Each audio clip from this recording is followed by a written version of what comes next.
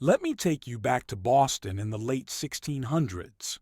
This is not the city most people imagine when they think of American history. There are no grand buildings, no wide streets, no sense of stability. What you see instead is a small colonial town pressed tightly together, surrounded by wilderness and water, constantly fighting to survive. This is not the city most people imagine when they think of American history. There are no grand buildings, no wide streets, no sense of stability. What you see instead is a small colonial town pressed tightly together, surrounded by wilderness and water, constantly fighting to survive. Boston in this period is built almost entirely of wood. Houses, shops, storage buildings all stand close together, separated by narrow, uneven streets. Roofs nearly touch.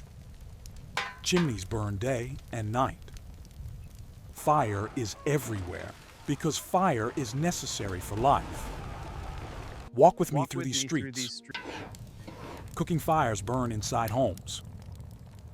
Candles flicker in windows. Blacksmiths work with open flames. A single mistake is enough to turn an ordinary day into disaster. When a fire breaks out, there are no organized fire brigades, no modern equipment. Neighbors form lines, passing buckets of water by hand, hoping to slow the flames before they spread. Often, they fail. Fires move quickly through Boston, jumping from building to building. Entire blocks can be lost in hours. Families are left homeless overnight, forced to rebuild with whatever materials they can find. Smoke is a constant presence, lingering in the air, even long after the flames are gone. In this Boston, destruction is not a rare event. It is expected. But fire is not the greatest threat facing the town. Disease moves through Boston silently and without mercy. Epidemics arrive suddenly, often carried by ships entering the harbor. There is little understanding of how illness spreads, and almost no effective treatment once symptoms appear. Homes are overcrowded. Multiple generations live together in small spaces, sharing beds, food, and air. Streets are muddy and filthy, filled with waste from animals and households. Clean water is difficult to secure, and public sanitation is almost non-existent. Now look at the people. Many appear thin, exhausted, and worn down by constant labor. Life expectancy is low. Illness does not discriminate, but the poor suffer most. When disease strikes, entire families can vanish within weeks. Fear spreads as quickly as sickness. Church bells ring not for celebration, but for funerals. Graves fill faster than the town can prepare them. Parents fear for their children. Neighbors avoid one another, unsure who might be carrying the next illness. There is no escape. Boston is isolated, surrounded by wilderness. With limited resources and constant uncertainty, survival depends on endurance, faith, and community support. But even that is often not enough. Boston in the late 1600s is overcrowded and struggling. The population grows faster than the town can support. New arrivals seek opportunity, but find hardship instead. Food shortages are common, especially during harsh winters. Supplies depend heavily on ships, and delays can mean hunger.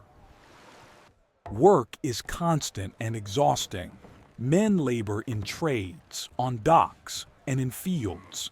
Women manage households, care for children, and contribute wherever possible.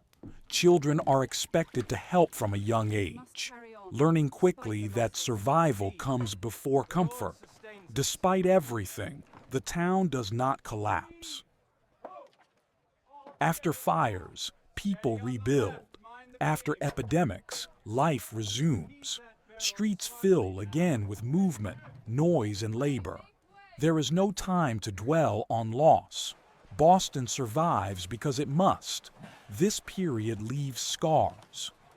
The fear of fire leads to slow changes in building practices. The memory of disease shapes how people view outsiders and ships arriving from abroad. Hardship creates resilience, a mindset that will define the city for generations. This is Boston between 1660 and 1680. A town that burns, sickens, and struggles, yet endures. Fragile, vulnerable, and uncertain, but alive. Before revolution, before prosperity, before confidence. This is Boston at its most human, surviving one day at a time. The magistrates are questioning everyone. As we move deeper into Boston of the late 1600s, another force becomes impossible to ignore: fear. Fear shapes behavior here just as much as fire or disease. People live with constant uncertainty, and when explanations are scarce, they turn to faith. Churches are not only places of worship, but places of order, guidance, and control. Walk with me into one of these meeting houses. Inside, sermons are long and intense. Illness, fire, and hardship are often explained as punishment or testing. Survival is tied to obedience, discipline, and moral behavior. In a world that feels unstable, strict rules offer a sense of meaning. Suspicion grows easily in this environment. Strangers are watched carefully. Ships arriving at the harbor are not only sources of trade, but also of danger, bringing illness, unfamiliar ideas, and disruption. Rumors spread quickly through the narrow streets, feeding anxiety and mistrust. Community life becomes tightly controlled. Public behavior is judged. Deviations are noticed. In a town struggling to survive, conformity feels like protection. This atmosphere leaves a lasting mark on Boston. It creates a population that is resilient, but also cautious. A society shaped by fear learns to endure, but it also learns to watch closely, to question motives, and to hold firm boundaries. And yet, Boston survives. This is perhaps the most important truth of this period. Despite fires that erase entire blocks, despite epidemics that empty homes, despite poverty and constant uncertainty, the town does not fade away. It rebuilds again and again. Stand with me at the edge of the settlement. You can see signs of persistence everywhere. New structures rise where ashes once lay. Families return to work. Ships continue to arrive. Even after sickness and loss, life resumes not because it is easy, but because there is no other choice. This resilience shapes the future of Boston. The experiences of the late 1600s create a hardened population. People accustomed to hardship, prepared to face danger, and unwilling to surrender what they have built.